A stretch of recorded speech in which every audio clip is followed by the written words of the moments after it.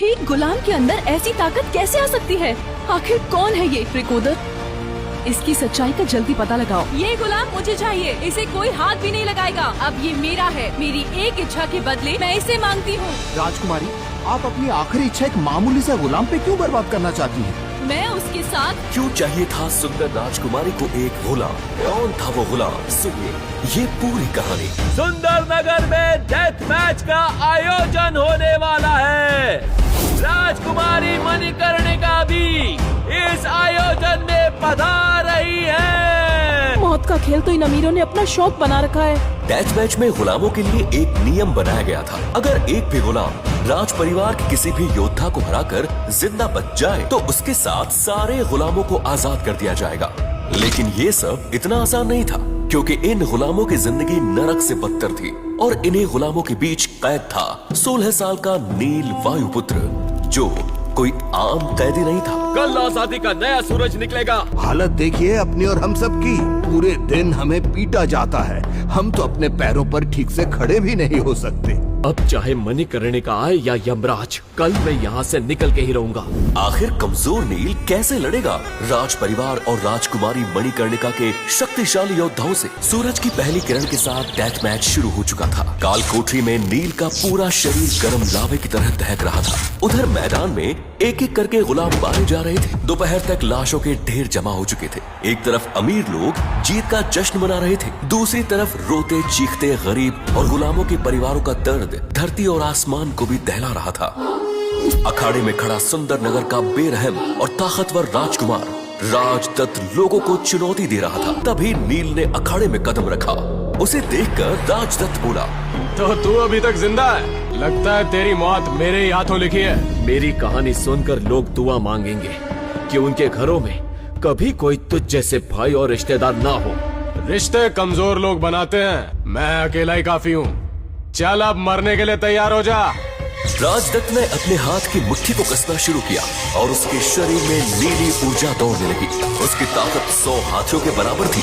राजदत्त ने नील के सीने पर उसी मुक्के से वार कर दिया। नील कई फुट दूर जाकर गिरा, लेकिन इस बार उसे जरा भी दर्द का एहसास नहीं हुआ। राजदत्त को इसकी उम्मीद तक नहीं। थोड़ा और दम लगा राजदत्त, इतना मेरे लिए काफी नहीं है। राजदत्त भूखे भेड़िए की तरह नील पर टूट पड़ा।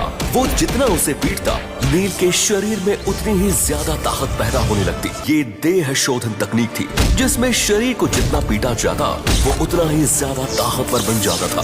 नील को अपने वार आसानी से झेलते देखकर राजदत्त का गुस्सा बढ़ता ही जा रहा था। तुझे कुछ हो क्यों नहीं रहा?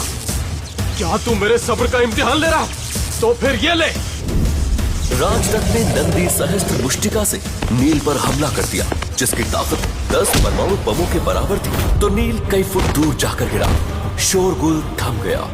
नील पर इसका गहरा असर हुआ। तभी उसकी आत्मा में बसे 9 दिव्य नागों की शक्ति जाग उठी। नील की कुंडलिनी शक्ति के 4 चक्र एक साथ चमकने लगे। वो फिर उठ खड़ा हुआ। ये देख वहाँ बैठे लोगों को अपनी आंखों पर विश्वास नहीं हो रहा था। इस हमले से कोई जिंदा नहीं बच सकता था, लेकिन नील ने राजदत्त की पूरी ताकत सोख ली थी। तेरा समय पूरा हुआ राजदत्त, अब मेरी बारी। नील ने एक जोरदार मुक्का राजदत्त को मारा। बस एक ही मुक्के में वो धूल भागते हुए कई फुट दूर जा गिरा। लोग खुशी से झूम उठे, ढोल नगाड़े बजने लगे और मणिकर्णिका अपनी जगह से चौंक कर खड़ी हो गई। एक गुलाम के अंदर ऐसी ताकत कैसे आ सकती है? मणिकर्णिका के खास मंत्री रिकोदर ने जब नील की कहानी बताई तो मणिकर्णिका के पैरों तले की जमीन खिसक गई। यानी मेरे साथ इतना बड़ा धोखा। अब मैं इन लोगों को नहीं छोड़ूंगी। तभी नील मैदान में चिल्लाते हुए राजा नागेंद्र से बोला, डेथ मैच के नियमों के मुताबिक मैं जीत गया और अब आपको मुझे और इन सारे गुलामों को आजाद करना होगा। राजदत्त की हार उसके पिता युजवेंद्र और बड़े चाचा नागेंद्र को बर्दाश्त नहीं हुई। नागेंद्र किसी चोट खाए घायल सांप की तरह फुकार रहा था। वो इतनी आसानी से नील को छोड़ने वाला नहीं था। वो चिल्लाया, इतनी आसानी से नहीं नील, तुझे आजाद छोड़कर मैं इतने बरसों की अपनी मेहनत बर्बाद नहीं कर सकता। मैदान में फिर मौत जैसा सन्नाटा छा गया। नागेंद्र ने अपना हाथ लहराया और नीली बिजली की तलवारें हवा में घूमते हुए नील को घेरने लगी। नील जानता था कि वो नागेंद्र का सामना नहीं कर सकता। नागेंद्र बिजली की गति से नील की तरफ दौड़ा। नील बस अपनी मौत को सामने देख रहा था। तभी एक कड़क आवाज गूंजी। रुक जाइए महाराज नागेंद्र, उसे छोड़ दीजिए। नागेंद्र के कदम वहीं रुक गए। मणिकर्णिका, आप जानती भी हैं आप किसे बचाने की कोशिश कर रही हैं? एक गद्दार के बेटे को, जो मौत की सजा पाया हुआ एक गुलाम है।